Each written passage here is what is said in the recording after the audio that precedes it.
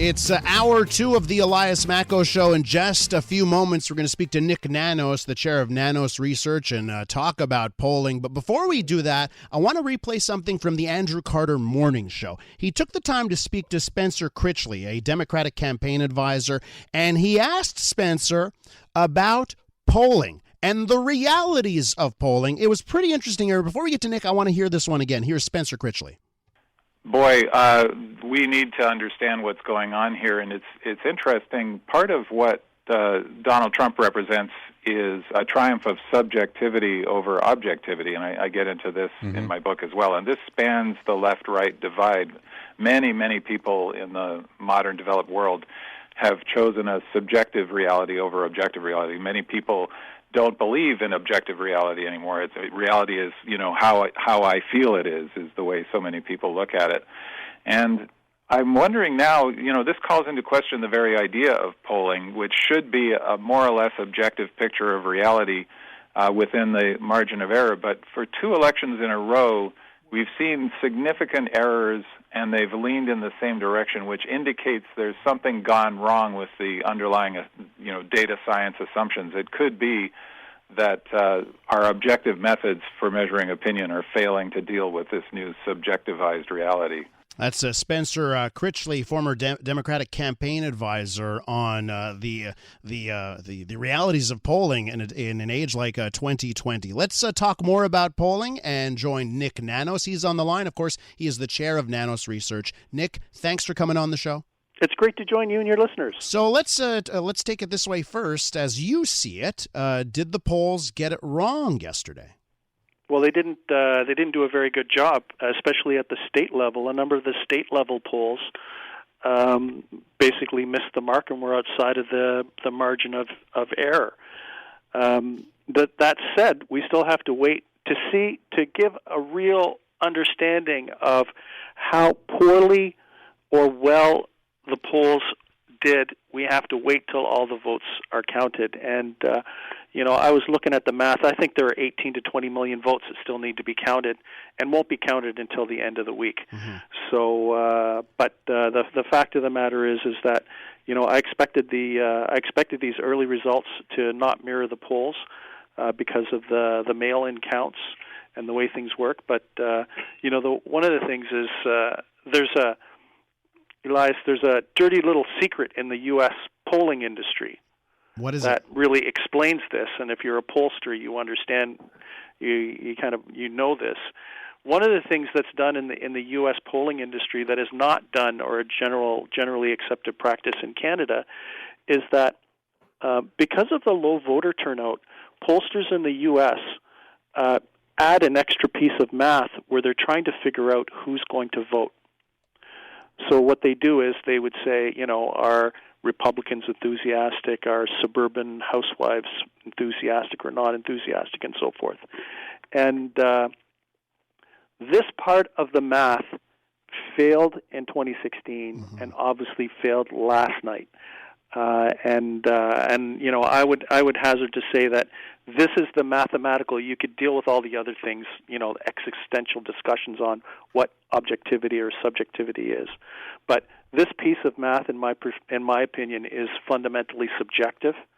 So this would be, Elias, like me being in Canada and saying, I think more liberals are going to vote this time than conservatives because they're very motivated, or I think that more New Democrats, and that I get my polling results and then I add an extra piece of math that favors one particular party over another. That's not done in Canada, and it's not a general practice. It is widespread in the U.S., and me talking to my U.S. colleagues, this is the thing that they get wrong.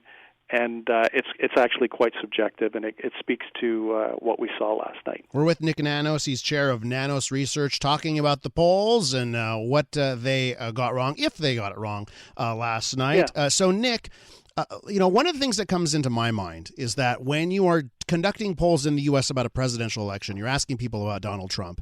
Yep. And I think there's a lot of shame in voting for Donald Trump for a lot of people, and they don't want to talk about it. And so I wonder for you, Like if you were to poll, let's say you just polled people and you say, are you a racist? Yes or no, right? And I think that there's something there. You've got a presidential candidate who has been in league with white supremacists. He has done so much that is counter to the ideals most people hold about what's right and what's decent. Do you think that plays into this? Do you think it's difficult to get an honest answer to the question, are you going to vote for Joe Biden or Donald Trump? Well, I think if you're a Trump supporter, you're actually not embarrassed to be a Trump supporter, and it speaks to the clip that you played with Spencer, and this whole idea of objectivity and subjectivity. That people, let's face it, when you look at the electoral map, you know what? In these states where Trump won big, there's no shame in voting for Donald Trump, and I would hazard to say that because an increasing number of people are in an echo chamber where they are talking to similar people like themselves with similar views like themselves, there's actually no shame in voting for whoever they're supporting, in the same way that people who believe in conspiracy theories have no shame in terms of telling other people that there's a conspiracy that is, or there are a series of conspiracies that are out there.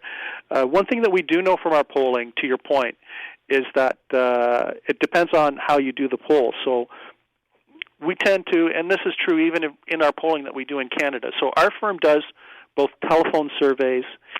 We also do online surveys.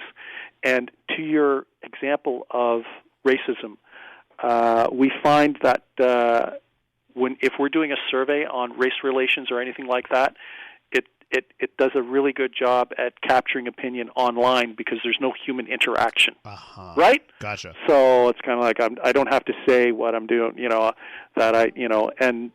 but when you're on the telephone, there might be, I would say, 1 in 20 people who might be less strident in their views than they would be because they're talking to a human being compared to doing it online. And that's why, for us, because we do both online and telephone surveys, many times I talk about, the right way to do the survey based on what the content is. Nick, but, the Canadian polling industry has had a pretty good track record.